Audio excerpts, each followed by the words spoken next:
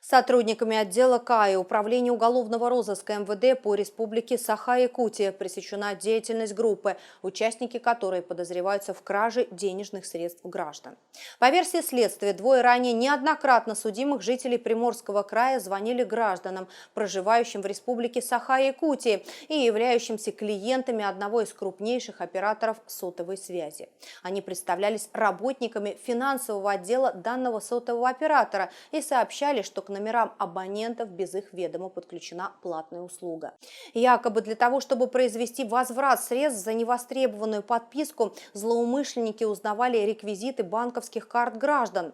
После этого аферисты несанкционированно получали доступ к их личным кабинетам в мобильных банковских приложениях и похищали со счетов денежные средства. Следственными органами полиции возбуждено уголовное дело по признакам преступления, предусмотренного частью 3 статьи 158 Уголовного кодекса Российской Федерации.